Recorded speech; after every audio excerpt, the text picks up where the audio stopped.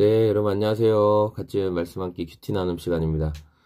오늘 말씀은 요한복음 6장 30절에서 40절까지 말씀입니다. 어제 말씀에서 제자들이 우리가 어떻게 하면 하나님의 일을 할 수 있습니까? 이렇게 말씀드렸고, 그러자 예수님께서는 아버지께서 보내신 자를 믿는 것이 하나님의 일을 하는 것이다 라고 말씀하셨어요. 그래서 예수님을 향해 믿음을 가져라. 그것이 너희가 하나님의 일을 하는 것이다 라고 말씀하셨죠.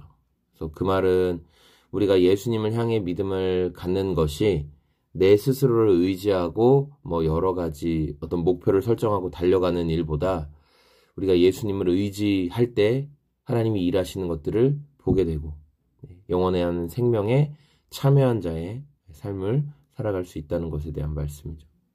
그러면서 제자들이 또 물어보는 거예요. 그러면 우리에게 어떤 표징을 보여주실 겁니까? 그래서 우리가 그것을 보고 믿게 해 주실 겁니까? 이제 이야기를 하죠.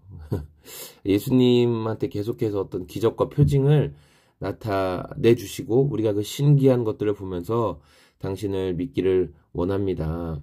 이런 이야기를 하는 거예요. 당신도 빵으로 많은 사람들을 먹이시고 했는데 우리 앞에 조상들 중에는 하늘에서 빵을 내려서 먹게 했던 사람이 있습니다. 광야에서 우리 조상들은 만나를 먹었습니다. 누구를 통해서? 모세를 통해서 우리가 그 일을 했습니다. 그래서 혹시 당신이 모세 같은 분입니까? 이제 이야기를 하죠. 그러자 예수님께서 하시는 말씀이 너희에게 하늘에서 빵을 준 사람은 모세가 아니라는 거예요. 하늘에서 참빵을 너희에게 주시는 분은 내 아버지시다. 하나님이 주시는 빵이 세상에서 내려와 생명을 주는 것이 된다. 이제 생명의 빵은 예수님을 말씀하고 있고, 그러니까 모세가 어떠한 기적과 능력들을 보인 것처럼 모세가 보인 기적과 능력, 그런데 그 기적과 능력의 근원이 누구였다는 거죠? 우리 주님이셨다는 거잖아요.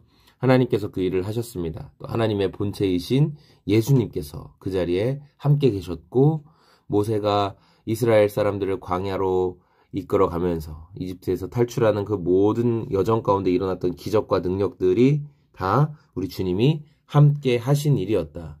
모세는 기적이 나타나는 현상을 보여주었지만 그 현상의 근원, 그 기적의 근원은 바로 우리 주님이셨다라는 것들을 말씀을 통해 보여주시면서 우리가 그 현상에 집중하는 것이 아니라 기적의 근원 되시는 주님, 모세가 보인 능력의 근원 되시는 주님, 그 주님께 우리들의 마음이 집중하기를 원하기를 말씀하고 계십니다.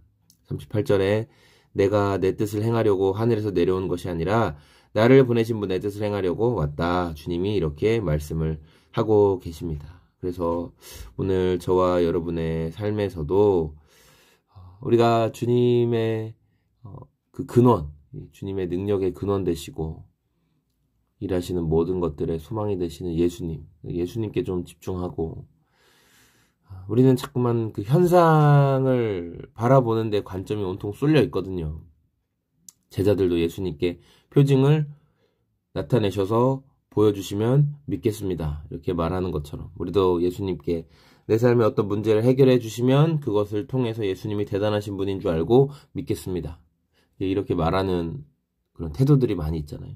우리의 그런 삶에서 주님 영원한 생수와 영원한 음식이 되어주시는 생명의 에너지가 되어주시는 예수님 그 자체를 신뢰하고 믿고 따르는 우리의 삶, 오늘도 그렇게 차근차근 주님 따르는 우리의 삶이 되기를 소망합니다.